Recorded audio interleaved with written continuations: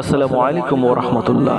আজকে আদম আলাইহিস সালাম ও হাওয়া আলাইহিস সালাম এর জীবনী আমরা তাৎপর্যভাবে আলোচনা করব। হযরত আদম আলাইহিস সালাম ও হযরত হাওয়া আলাইহিস সালাম ইসলামীয় ধর্মাবলীদের মতাদর্শ অনুযায়ী পৃথিবীর প্রথম পুরুষ ও নারী। মানব প্রজাতির বিস্তার তাদের মাধ্যমেই শুরু হয়েছে বলে ধারণা করা হয়েছে। তাদের মাধ্যমে সমগ্র মানব জাতিকে একই পরিবারে অন্তর্ভুক্ত করা হয়, যেখানে আদম ও হাওয়া আদি পিতা ও মাতা বিবরণ। হিব্রু বাইবেলের জেনেসিস পুস্তকে 1 থেকে 5 অধ্যায় পর্যন্ত দুটি স্বতন্ত্র দৃষ্টিভঙ্গি সহ সৃষ্টি বিবরণ রয়েছে। প্রথমটিতে আদম এবং হাওয়ার নাম নেই, তার পরিবর্তে উল্লেখ আছে আল্লাহ মানব জাতিকে তার আকারে সৃষ্টি করেছিলেন এবং তাদের সংখ্যা বৃদ্ধি ও আল্লাহ যা কিছু সৃষ্টি করেছেন তার সমস্ত কিছুর উপরেই চালক হতে নির্দেশ দিয়েছিলেন। দ্বিতীয় বর্ণনা বলা হয়েছে আল্লাহ আদমকে ধূলিকণা থেকে রক্ষা করেন এবং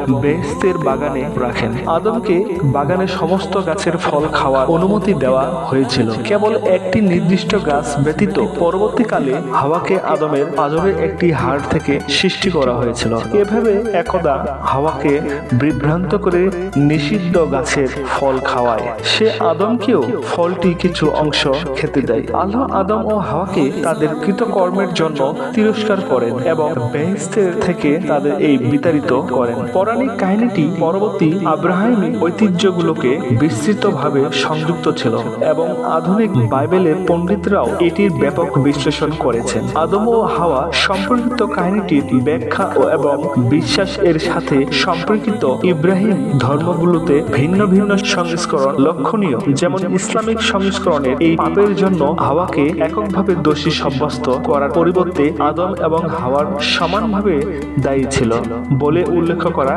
হয়েছে। ধর্মীয় দৃষ্টিকোণ। ইসলাম ধর্ম।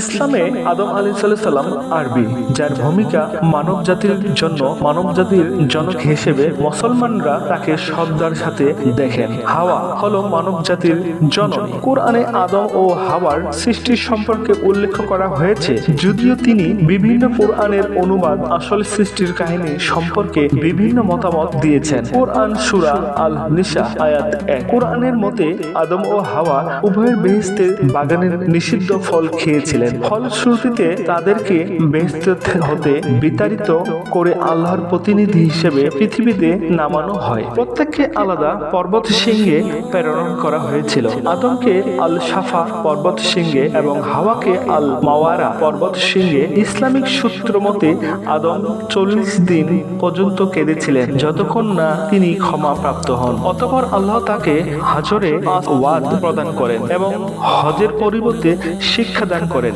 হাদিস অনুসারে আদম ও হাওয়া মক্কার নিকটে আরাফাতের সমভূমিতে পুনরায় মিলিত হয়েছিলেন। তাদের দুটি পুত্র সন্তান জন্ম লাভ করেন, কাবিল ও হাবিল। রুকাইল নামে তাদের উপর একটি সন্তানের কথা প্রচলিত রয়েছে। সে অসংখ্য মুক্তি সম্বলিত একটি প্রাসাদ এবং সমাধি সদ্ধ তৈরি করে। আসল পাপ ধারণাটি ইসলামের বিদ্যমান নেই, কারণ ইসলাম অনুসারে আদম ও হাওয়াকে আল্লাহর ক্ষমা করেছিলেন। আল্লাহ যখন ফেরেশতাদেরকে আদমের সিজদা করার নির্দেশ দেন, তখন ইসরাফিল প্রশ্ন করেছিলেন, কেন আমি মানুষের কাছে মাথা নত করব? আমি খাঁটি আগুনের তৈরি এবং সে মাটি দিয়ে তৈরি।